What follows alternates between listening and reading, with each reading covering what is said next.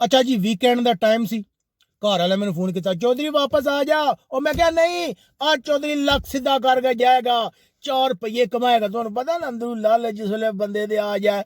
अस्सलाम वालेकुम भैनों ते भरावो मैं तुहाडा अपना चौधरी परवेज टन टना टन। अच्छा जी आज ने चौधरी नाल बड़ी वड्डी गेम पै गई है खुश ना होवे सोचे ए तुहाडे नाल भी हो सकदा। अच्छा जी बचपन में जब चौधरी बहुत शोर पांदा सी राती सौंदा नहीं सी शरारतां करदा सी ते घर वाले कह दिंदे सी चौधरी पुलिस आ रही आ ए चौधरी फौरन डर जांदा सी ए चौधरी ने डरपोक ना समझे चौधरी ने असल विच पुलिस वालियां दी इज्जत ही बड़ी करदा सी। अच्छा जी फिर क्या होया एक गल जिहड़ी चौधरी दे दिल विच बह गई कि पुलिस वाले पता नहीं के करदे। फिर चौधरी पैसे पहले तो चौधरी ने सोचा कि मेहनत करांगा पढ़ांगा तो आप ही पुलिस बन जाएगा बड़ी मेहनत की लेकिन तुहानू पता ना क्या जी पढ़ाई है चौधरी तू पढ़दा काम सी चौधरी दे पल्ले कख नहीं सी पैंदा। चौधरी ने सोचा कि पाकिस्तान विच रह गए ना मैं पुलिस बनदा बनदा किधर मुजरम ही ना बन जा ऐ सोच के ना चौधरी बाहर आ गया यूरोप के मुल्क। अच्छा जी जब तुसीं ते बाहर आउंदे हो तुसीं देखिया कि ना अक्सर जिहड़े पुलिस वाले होंदे ना या सफाई वाले उन्होंने वर्दी थोड़ी बहुत रलदी मिलती होती है नवे बंदे को नहीं पता लगता। जिस वे मैं देखता ना कोई सफाई वाला जा रहा मैं समझदा हाँ चौधरी पुलिस वाले नहीं तेनों कि डिपोर्ट ना कर देन मैं 6 मार जाता सा जब पिछली गली टुट जाता था। अच्छा जी फिर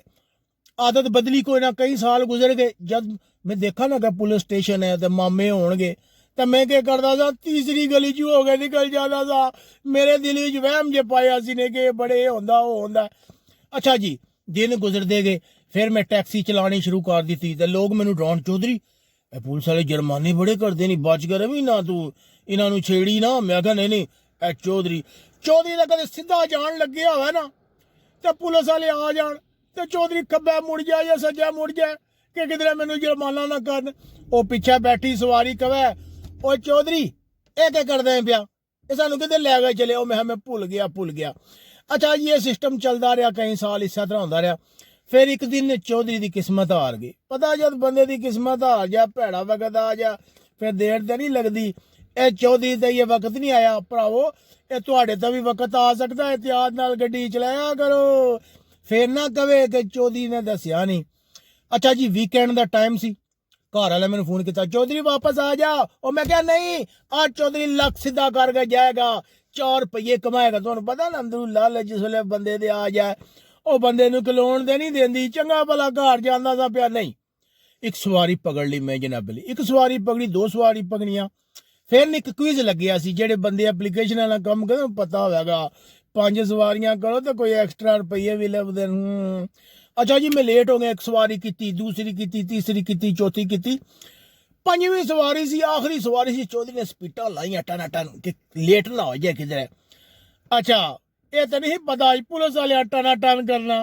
अच्छा जी मैं ना एक सवारी चुकी इशारे दे थलियों सवारी चुकी इशारा मेरे सर दे उपर सी ते मैनू नजर ना आया मैं सैर गड्डी स्टार्ट की पिछू पुलिस वाले आ गया क्या ओ चौधरी खलो जा इत्थे ही खलो जा मैं क्या होया दिन तू रेड इशारा क्रॉस किया मैं नहीं मैं तो पुलिस का बड़ा एहतराम करदा मैं नहीं किया मैं चौधरी तू मनुकर दे पिया साढ़े सामने तू किया मैं क्या हो सकता फिर किधर गलती हो गई होवे मैं क्या बहरहाल तुसी मैनू ना जान दे ओए मैं चौधरी परवेज हाँ उन्हें है चौधरी गल तो ठीक है असी तो तेन जानते हैं लेकिन वो जो साढ़े दफ्तर काम करते ना जेडे 3 या 6 पॉइंट कटते हैं वो नहीं तेन जानते ए हुण जो तेन जुर्माना करांगे ना तू उत्थे जाएगा ना तो उन्होंने पूछणगे क्यों आए ताकि मैं चौधरी परवेज हाँ तो कहेंगे आ जा तेरे पॉइंट कटने हूँ देखते तू अगू इशारा किस तरह तोड़ दे चौधरी तो परदेश विच रुल गया।